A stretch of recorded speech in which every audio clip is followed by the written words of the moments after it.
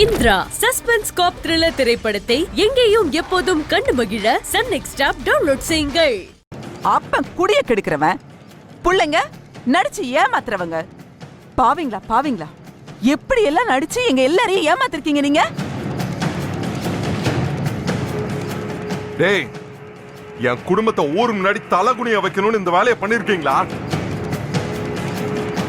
ஏதோ கோயம்புத்தூர்ல இருந்து செந்தில் செல்வின்னு உன் அப்பா ஆத்தான்னு கூட்டு வந்தீங்க, அதெல்லாம் பொய்யாடா, போலியாடா?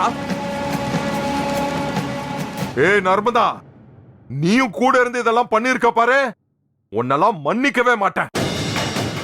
டேய், அந்த கலிவரத்தை முன்னாடி நாங்களா அசிங்கப்படணுங்கிறதுக்காகவே இதெல்லாம் பண்ணீங்களா? சொல்றா. முதல்ல உன்னை கொன்னிட்டு தான்டா மறுவேலை. உன்னை யாரும் போய் சொல்லல, ஏமாத்தல, எல்லாமே எனக்கு தெரியும். என்கிட்ட சொல்லிதான் நர்மதா எல்லாத்தையும் பண்ணா. அப்படி கொண்டு போடணும்னா என்ன கொண்டு போடுறா?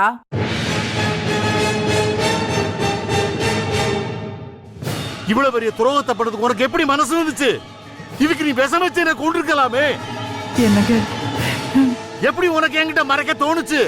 எது தாத்தா துரோகம்? ரெண்டு குடும்பமும் ஒண்ணு சேரணும்னு நினைக்கிறது துரோகமா? எல்லாரும் ஒன்னா இருக்கணும்னு ஆசைப்பட்டது துரோகமா? நான் சில போய் சொல்லிருக்கலாம், ஏன் பாட்டி கூட சில போய் சொல்லிருக்கலாம்.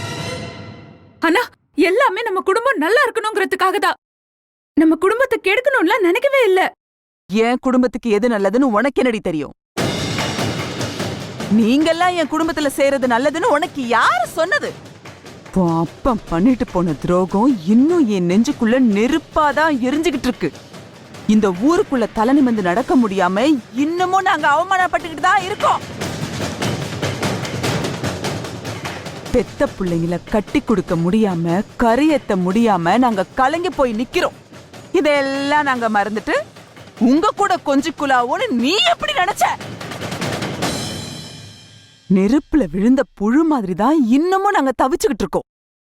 குடும்பமா சேர்ந்து எங்க வேதனை கூட விளையாடிட்டு இருக்கீங்கல்ல, இப்ப சொல்றேன்டி, நாங்க பட்ட வேதனைய நீங்களும் படுவீங்க.